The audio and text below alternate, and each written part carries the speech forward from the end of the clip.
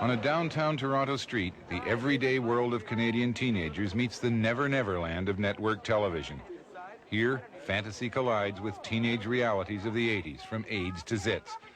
This is backstage at the most famous school of awkward adolescents in the world, Degrassi Junior High.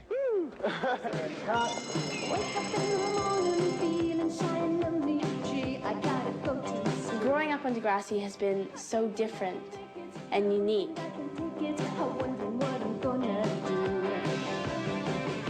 We all know each other very well. We tell each other our secrets and things like that.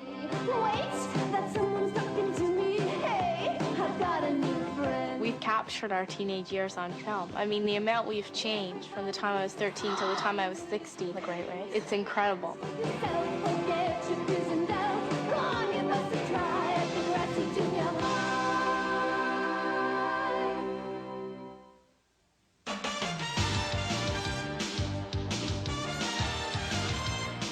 And the winner is Degrassi Junior High.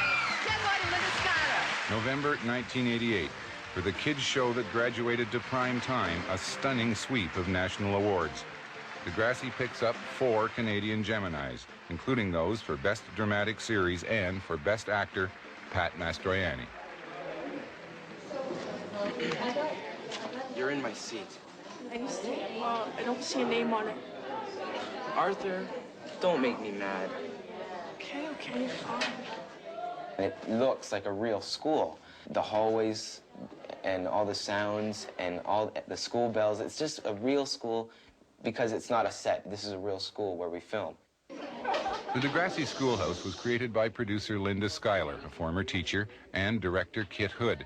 12 years ago, they formed Playing with Time Productions, gathered a company of 52 young actors, and began making television from a kid's point of view. You know, it's great to be back here. Their idea was that kids' TV could have a funny bone and still deal with the tough, tender issues of growing up. For the most part, there are no subjects that we say are taboo. I think it's very important that sexual matters, death, whatever are the human emotions and experiences that are liable to confront all of us as we pass through ages and stages in our life. As long as it's discussed in a healthy and wholesome manner, I don't think there's any topic that can't be discussed. She takes care of Emma during the day, and then at nighttime I take care of her baby. That's why I can never go out anywhere. There's a lot of shows on TV that have teenagers, and the teenagers run around and they do their hair and file their nails and chase boys, and that's worry all. about their zits, and that's all they do, and that's not that all teenage life is like. And people, you can't. It's good that there's something realistic on TV. Sometimes Degrassi is so realistic it hurts. Joey shops for condoms for a disastrous first date. Melanie fears she's too flat-chested for the swim team. Snake finds out his brother is gay. And Lucy is caught shoplifting. I'll take the bag. Degrassi's head writer, Jan Moore. Kids make a lot of mistakes, and kids experiment a lot. Kids get caught a lot, and sometimes they don't get caught. They get away with something, but it costs them in another way. So there are consequences. My friends watch it. They tell me, they say that the show is really good because they don't find an easy way out. They tell the kids, or they at least try to help the kids with with those problems. And they give the kids choices. Like, they're not telling you, you have to do this if this and this happens to you. They give a variety of choices, and the kids can learn from the different choices, or they can decide.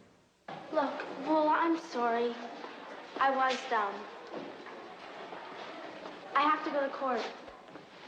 I guess I'm in a lot of trouble. Like, some days it's nice to watch a TV show that has no basis in reality and it's really floating. You think, wouldn't it be nice if life were like that? But also, realism is really good, too. Like, and it's not all heavy. Like, as you can see, Degrassi's a funny show. It's not like, well, she has epilepsy and she's pregnant and, you know, he's in a coma. It's not always heavy issues. There's a lot of humor mixed in. I've got a friend who's 12 years old. He gets a lot of wet dreams. Is he a pervert? I'm not a pervert. You're a chicken is what you are. In this series, we try to give as many kids going through as many experiences just to say to these other kids, you're not alone. It's happening to everybody. Just because you're concerned, just because you're scared that you're having wet dreams, it's okay. It's okay. So tell your friend he's perfectly okay. He's not a pervert. He's not an animal out of control. Okay, do you want to pass these out and leave them face down? A house in East End, Toronto. Here, the jokes, the ideas, even the issues in the show are all molded by a process unique to Degrassi. Okay, just before we start reading, we've had a lot of discussion. Would you just take a moment to forget who you are and remind yourself that you are a character, Degrassi Junior High, and let's begin reading. Black and white. Outside of the school, show titles and the kids arrive. Alexa and Michelle approach together. Linda Schuyler guides the players through the first reading of the script. They've been at their own real-life schools all week. Now, at this workshop, they find out what the show's producers and writers have been up to. What's in store for the fictional characters they play. It's because I'm black, right? No, it isn't. They're not like that. They're just kind of overprotective. This episode's theme is interracial dating. Michelle has been asked to the graduation dance by BLT. Her parents object. After the read-through, the floor is open for the actors' reviews, and the pros pay careful attention as the kids say what they think. Do you believe that racism still exists today? Are we dealing with an issue, or are we dealing with a non-issue? Who wants to pick that one up? At the end, you know, what she's doing right now, it's not really rebelling, in my opinion, because she doesn't stand up to her parents. She's just going to hide it. Yeah. And it's not hard to do that. Maybe BLT should say that. Maybe that would be the better thing to do. No, but if she was... Or she could end up standing up to him that way without me having to say anything. Yeah, but she's still like... No, and she goes, no, and then BLT said, like, okay, that I don't care. When we're at those read-throughs, Yan plays an incredibly crucial role. He's listening, he's writing, he hears how they say it in their own vernacular. It's just a wonderful example of the adult, the professional talents of an adult merging with the raw, open emotions of the adolescent. They're adults. Kit, Linda, and Yan are 30s, and they and you know, we're right there. We're in high school right now. In terms of script input, I think we have like a fresh perspective. We're living it right now, and we know what it's like, and we stop them from making it into the 50s all over again and going back to their own childhood. I could picture BLT at the end going to pick her up in front of her parents and dragging her, well, not dragging her.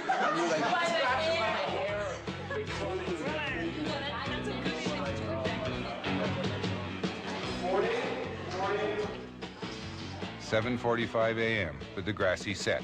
15 minutes from first call and no time to spare. Most of these kids had never acted before Degrassi, and their freshness is part of the show's art.